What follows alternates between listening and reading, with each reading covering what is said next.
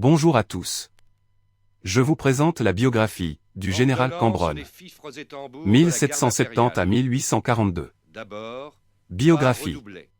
Pierre Cambronne, né le 26 décembre 1770 à Nantes et mort le 29 janvier 1842 dans la même ville, est un officier général français, vicomte et général de brigade du Premier Empire. Son père, Pierre-Charles Cambronne, 1738 à 1784, négociant à Nantes, épouse Françoise Adélaïde Druon, fille de Charles Druon, licencié ès-lois, conseiller du roi, de Noyon. Son grand-père, Louis-Marie Cambronne, né en 1710, conseiller du roi, négociant à Saint-Quentin, épouse Marie-Antoinette, Anne, Reneuf. Son arrière-grand-père, Jean-Louis Cambronne, courtier de toile, épouse Marie-Anne Blondel à Saint-Quentin. Son arrière-arrière-grand-père, Nicolas Cambronne, 1644 à 1723, épouse Marie-Madeleine Beauté. Carrière militaire. Destiné au commerce, il s'enrôle, en septembre 1791, dans la compagnie de grenadiers du 1er bataillon de volontaires nantais, engagé en Vendée avant de partir pour Saint-Domingue. Il sert ensuite sous les ordres de Dumouriez en Belgique. Durant la deuxième chouannerie, il participe à la bataille de Quiberon. D'une bravoure remarquable, il parvient rapidement au grade de capitaine. La Vendée pacifiée, il s'embarque pour l'expédition d'Irlande sous les ordres de Hoche en 1796. Il passe ensuite à l'armée des Alpes sous les ordres de Masséna, où il se fait remarquer à la tête d'une compagnie de grenadiers à la bataille de Zurich en 1799. Il passe ensuite à l'armée d'Helvétie, où il enlève une batterie russe avec une poignée d'hommes. Il voit périr à ses côtés la tour d'Auvergne, et refuse le titre de premier grenadier de France que ses soldats voulaient lui donner. L'Empire 1804-1815. Bataille d'Austerlitz, 1805, il s'y distingue. Bataille d'Iéna, 1806, il y est promu colonel. Campagne d'Espagne, 1808, il participe au siège de Saragosse. Bataille d'Asper-Nesling, 1809. Bataille de Wagram, 1809. Campagne de Russie, 1812, il commande le 3e régiment des voltigeurs de la garde. Bataille de Bautzen, 1813. Bataille de Dresde, 1813. Bataille de Leipzig, 1813. Campagne de France, 1814. Accompagna l'empereur sur l'île d'Elbe. Les 100 jours, 1815. Il accompagne Napoléon à son retour de l'île d'Elbe.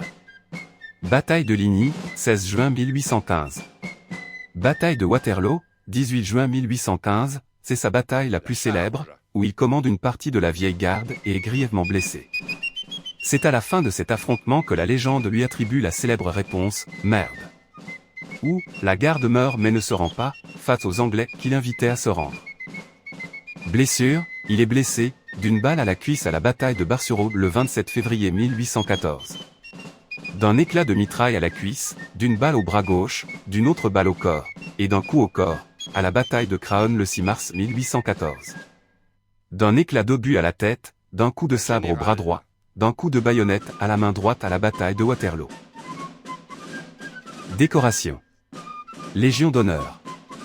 Chevalier le 14 juin 1804. Officier le 16 janvier 1807. Commandeur le 6 avril 1813. Grand officier le 28 novembre 1831.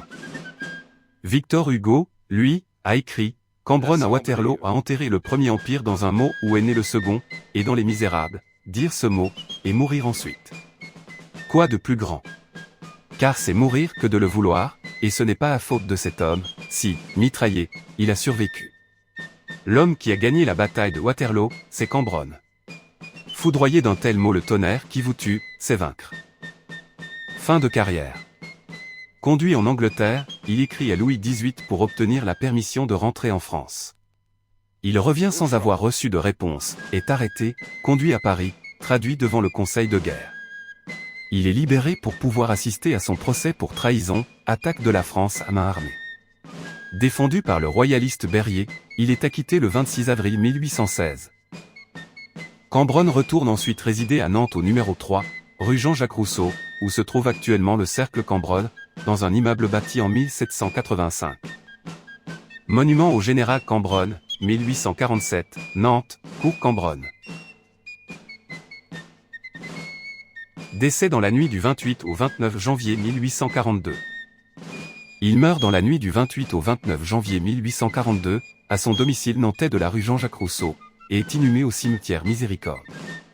Par une ordonnance du 5 décembre 1842, le roi Louis-Philippe Ier autorise sa ville natale à élever une statue en son honneur. Le monument, inauguré le 28 juillet 1848, est placé au centre du cours situé non loin de son ancien domicile. Merci d'avoir regardé cette vidéo. Si vous avez aimé, n'oubliez pas de mettre un pouce en l'air, de vous abonner, n'oubliez pas de partager, d'activer la cloche, pour être averti lors de la sortie des prochaines vidéos.